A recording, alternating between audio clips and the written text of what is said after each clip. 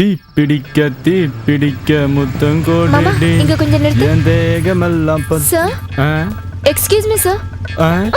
Police அம்மா police police police please sir இந்த address பார்த்து கரெக்டா சொல்லுங்க சார். காலையில தப்பா சொல்லி இன்னைக்கு ஃபுல்லா சுத்திக்கிட்டே இருக்கோம். இந்த அட்ரஸ் தானே? ஆமா சார். உங்களுக்காக சொல்றேன். சரி இந்த அட்ரஸ் தானே? உங்களுக்காக சொல்றேன். நான் சொல்ல மாட்டேன். போ சொல்றா. நான் சொல்ல மாட்டேன். அவன சும்மா இருக்க சொல்ல, அப்பதான் நான் சொல்லுவேன். சார் ப்ளீஸ் சார் அட்ரஸ் பார்த்து சொல்லுங்க. உங்களுக்காக சொல்றேன். இந்த அட்ரஸ் இங்க மெட்ராஸ்ல இல்லைங்க. சரியா பார்த்து சொல்றா.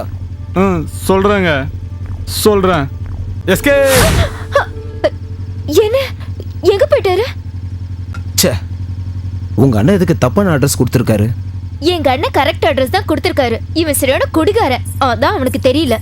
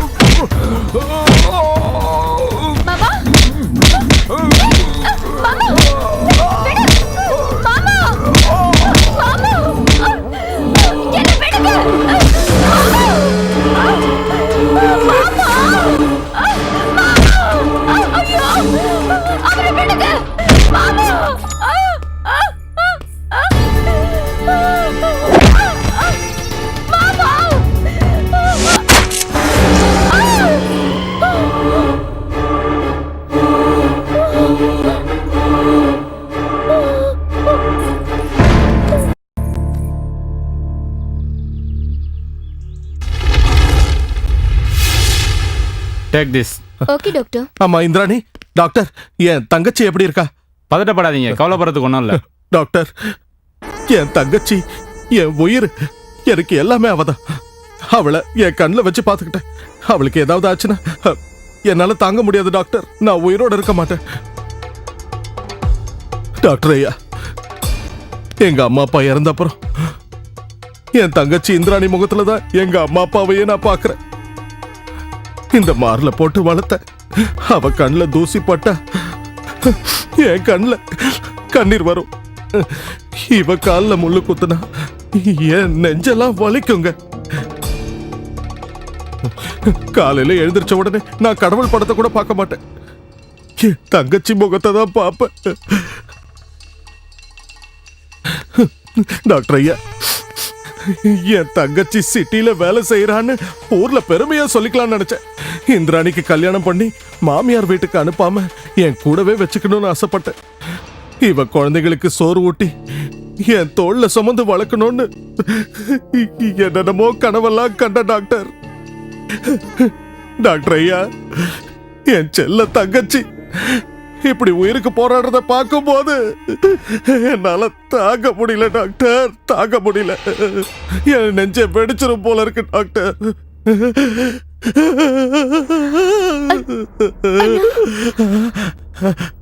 அம்மா, அம்மா, நீ என்ன கூப்பிட்டியாமா?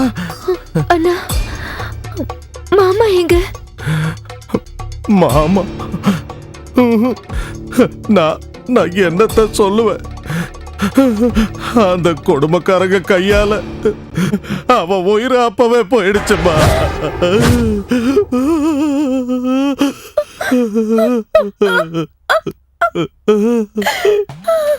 அவ போன விஷயத்த கேட்டதும் அதை தாங்க முடியாம நம்ம அத்தையும் போய் சேர்ந்துட்டாங்கம்மா.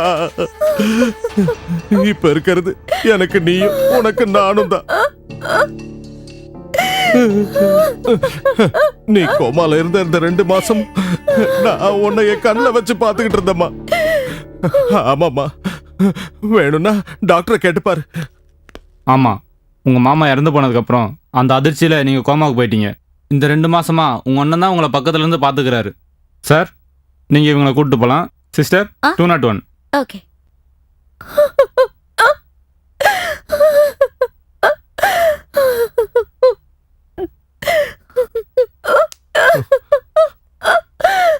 அம்மா, டாக்டர் உன்னை வீட்டுக்கு கூட்டிட்டு போலான்னு சொல்லிட்டாரு. வாமா போலாம்.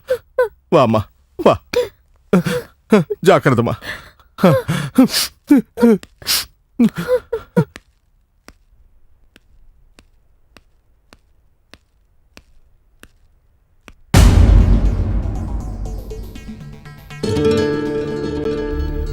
ஜனவரி 9.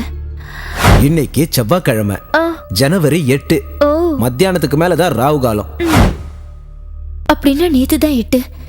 நேத்து தானே நானும் மாமாவும் இன்டர்வியூக்கு போனோம். எதுக்கு எதுக்கு என்கிட்ட போய் சொன்னீங்க? நான் போய் சொன்னா? வாய் மூடு. இப்ப புரியுது, இதெல்லாம் உன் வேலைதானா? என்னம்மா சொல்ற? மாமா அப்பவே சொன்னாரு, நீ சொன்ன சாஃப்ட்வேர் கம்பெனி அங்க இல்லாதப்பவே நான் புரிஞ்சுக்கிட்டு இருக்கணும். சொல்லு, பானுமூர்த்தி உனக்கு எவ்வளவு பணம் கொடுத்தான்? ஆமா, வாங்கின 25 லட்சம் ரூபாய் பணம் வாங்கின. வாழ்க்கை பூரா நாம எவ்வளவு கஷ்டப்பட்டாலும் 1 லட்சம் கூட சம்பாதிக்க முடியாது. சீ, நீ எல்லாம் ஒரு மனுஷனா? இல்ல, பிச்சுமணி, பணக்கார பிச்சுமணி. வாய மூடிக்கிட்டு வாடி. வாடி. வணக்கம் இன்ஸ்பெக்டர். Okay proceed. வாங்கயா வாங்க. இந்தாங்க, எடுத்துட்டு போங்க. ஓடி விட்டு போ. ஓ, நானு சார் எல்லா விஷயத்தையும் என்கிட்ட சொன்னாரு. ஒன்னும் பிரச்சனை இல்லை, வாங்க வாங்க. ஏய் ஏறு, உள்ளே ஏறு. ஏய் உள்ளே ஏறு. ஏய் பார்த்து கூட்டு போங்கயா. போலாம். போங்க.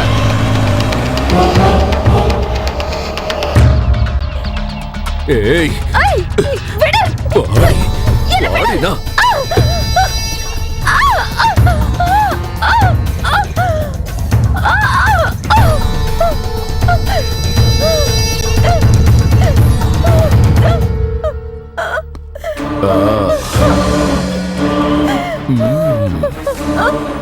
இனிமே என்கிட்ட இருந்து தப்பிக்க முடியாதுமா.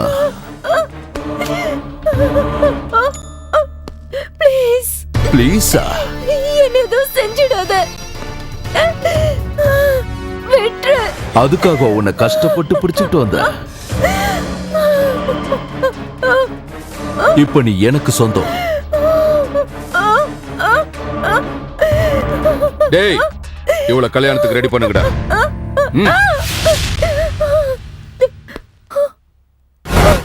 இப்படிதான் என்ன ஹாஸ்பிட்டல்ல இருந்து வலுக்கட்டாயமா கூட்டிட்டு போய் கல்யாணம் பண்ணிக்கணும்னு முயற்சி பண்ணா.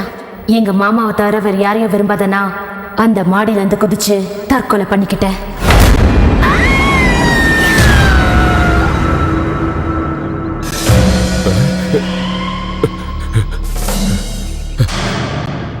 அப்பையில இருந்து பகைய மனசுல வச்சுக்கிட்டு அந்த பானுமூர்த்தியை முதல்ல கொன்னேன்.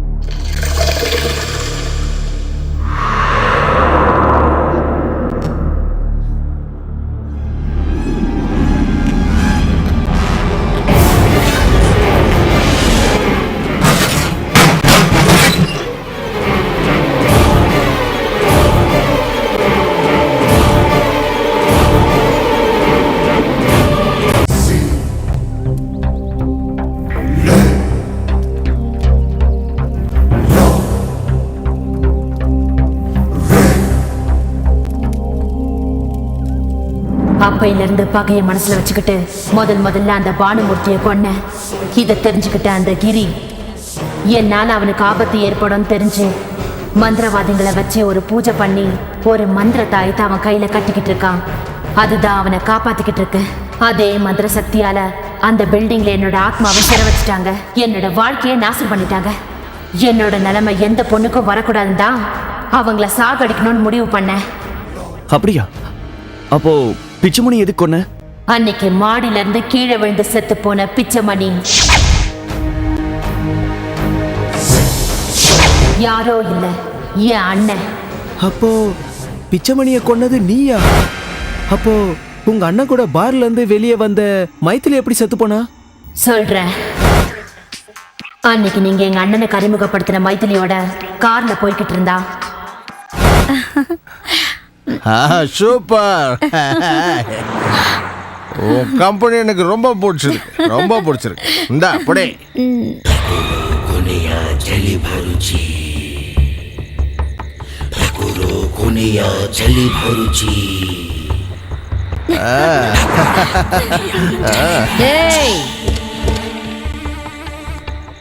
ஏய், யார பார்த்து ஏய்ங்கிற?